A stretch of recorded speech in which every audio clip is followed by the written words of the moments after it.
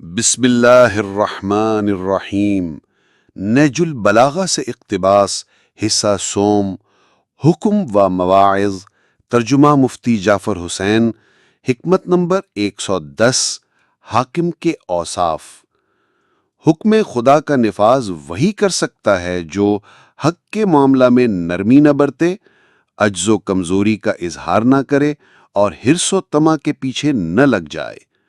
حکمت نمبر 111، سہل ابن حنیف انصاری۔ سہل ابن حنیف انصاری حضرت علیہ السلام کو سب لوگوں میں زیادہ عزیز تھے۔ یہ جب آپ علیہ السلام کے ہمراہ سفین سے پلٹ کر کوفہ پہنچے تو انتقال فرما گئے، جس پر حضرت نے فرمایا، اگر پہاڑ بھی مجھے دوست رکھے گا تو وہ بھی ریزہ ریزہ ہو جائے گا۔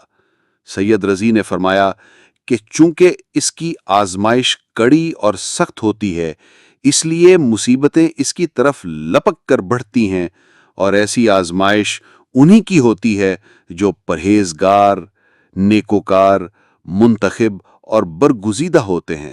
اور ایسا ہی آپ علیہ السلام کا دوسرا ارشاد ہے، حکمت نمبر 112، محبت اہل بیت علیہ السلام۔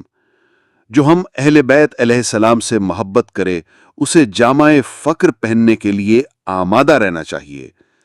حکمت نمبر 113، پسندیدہ اوصاف۔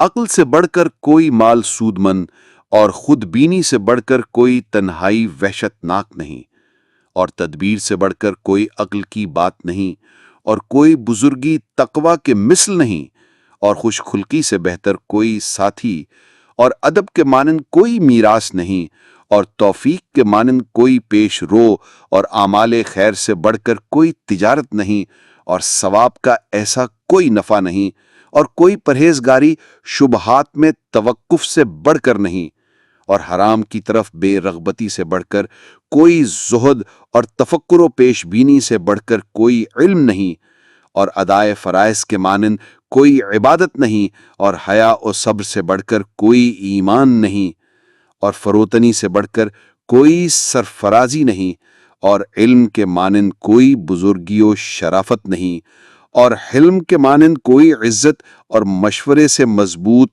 کوئی پشت پناہ نہیں۔ حکمت نمبر 114، خوش گمانی اور بدگمانی۔ جب دنیا اور اہل دنیا میں نیکی کا چلن ہوا، اور پھر کوئی شخص کسی ایسے شخص سے کہ جس سے رسوائی کی کوئی بات ظاہر نہ ہوئی ہو سوء ظن رکھے، تو اس نے خود ہی اپنے کو خطرے میں ڈالا۔